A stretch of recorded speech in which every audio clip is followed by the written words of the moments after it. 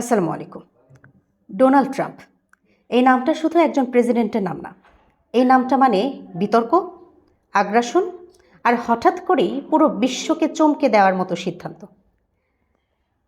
আজকের ভিডিওতে স্পষ্ট করে একটা প্রশ্ন রাখছি আপনাদের কাছে। ডোনাল্ড ট্রাম্প কি আসলেই বিশ্ব শান্তি চান, নাকি নিজের অপমান আর ক্ষোভের রাজনীতি করছেন?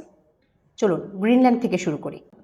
গত কয়েকদিন ধরেই ট্রাম্প একের পর এক বলেই চলেছেন যে গ্রিনল্যান্ডকে যুক্তরাষ্ট্র চাই, চুক্তিতে না হলে বল প্রয়োগে হলেও চাই।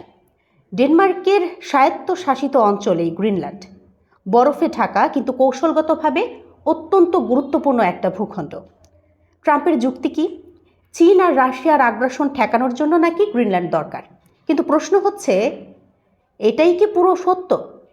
কারণ ঠিক এই সময়েই গ্রিনল্যান্ডের পিটুফিক স্পেস বেস যেটা আছে, সেখানে কিন্তু সামরিক বিমান পাঠিয়ে দিয়েছে যুক্তরাষ্ট্র।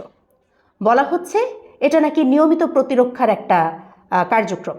কিন্তু রাজনীতিতে সময় কখনোই নিরপেক্ষ হয় না। একদিকে গ্রিনল্যান্ড কেনার দাবি তুলেছেন তিনি, অন্যদিকে সেখানে সামরিক উপস্থিতিও তিনি বাড়িয়েছেন। এটা কি কাকতালীয়? এবার সে সবচেয়ে বিস্ফোরক জায়গায়, নোবেল শান্তি পুরস্কার। 2025 সালের নোবেল শান্তি পুরস্কার ট্রাম্প পায়নি। এই বিষয়টা কিন্তু তিনি সহজভাবে নেননি। নরওয়ের প্রধানমন্ত্রীকে তিনি একটা চিঠি লিখেছেন। সেই চিঠিতে ট্রাম্প খুব ক্লিয়ার করে লিখেছেন, 8টা যুদ্ধ থামানোর পরেও আপনাদের দেশ আমাকে নোবেল দেয়নি, তাই আমি এখন শান্তির কথা ভাবা বাধ্যবাধকতা আর কি মনে করছেন না তিনি। এই যে একটা লাইন, এই লাইনটাই কিন্তু সব কিছু পাল্টে দেয়। একজন বিশ্ব নেতা যিনি বলছেন তিনি এখন আর শান্তির দায় নেন না, কারণ তিনি অপমানিত। এখানেই প্রশ্ন ওঠে, গ্রিনল্যান্ড কি নিরাপত্তার জন্য চাচ্ছেন তিনি, নাকি নোবেল না পাওয়ার ক্ষোভের বহিঃপ্রকাশ তার এইগুলা? আরও বিস্ময়ের বিষয় হলো, যিনি নোবেল পেলেন ভেনেজুয়েলার বিরোধী নেত্রী মারিয়া করিনা মাচাদো, তিনি আবার সেই নোবেল ট্রাম্পকেই উৎসর্গ করেছেন। এরপর কি হলো?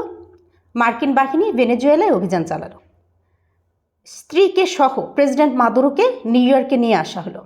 এটা কি শান্তির রাজনীতি, নাকি শক্তির প্রদর্শন? এখানেই শেষ না। গ্রিনল্যান্ড ইস্যুতে সমর্থন না দেওয়ার জন্য ট্রাম্প ইউরোপের 8টা দেশের ওপর 10% শুল্ক বাড়িয়েছেন। প্রয়োজনে 25% পর্যন্ত বাড়ানোর হুমকি দিয়েছেন তিনি। মানে কি দাঁড়ালো? কথায় যদি না মানো তাহলে অর্থনৈতিক শাস্তি দেওয়া হবে। এটাই ট্রাম্পের কৌশল। ব্রিটেনকে ধমক চাগস দ্বীপ নিয়ে তিনি দিয়েছেন, ডেনমার্ককে চাপ দিয়েছেন গ্রিনল্যান্ড নিয়ে, ইউরোপকে শুল্কের ভয় দেখাচ্ছেন। আর ন্যাটো, ট্রাম্প বলেছেন যে ন্যাটোর জন্য তিনি সব থেকে বেশি করেছেন, এখন ন্যাটোরও উচিত আমেরিকার জন্য কিছু করা। অর্থাৎ মিত্রতা থাকবে, কিন্তু সেটাও শর্ত সাপেক্ষে। চাগস, গ্রিনল্যান্ড, নোবেল, শুল্ক, ন্যাটো, সব জায়গায় একটাই প্যাটার্ন। শক্তি দেখাও, চাপ তৈরি করো, নিজের মতো সিদ্ধান্ত আদায় করো। প্রশ্ন হচ্ছে, এটা কি একজন শক্ত নেতার পরিচয়, নাকি ইগো ড্রাইভেন আগ্রাসী রাজনীতির উদাহরণ? ডোনাল্ড ট্রাম্প কি বিশ্বকে নিরাপদ করছেন, নাকি নিজের অপমানের প্রতিশোধ নিচ্ছেন পুরো পৃথিবীর উপর? আপনার উত্তরটা আমি জানতে চাই, কমেন্টে লিখুন। এই বিতর্ক এখানেই শেষ না।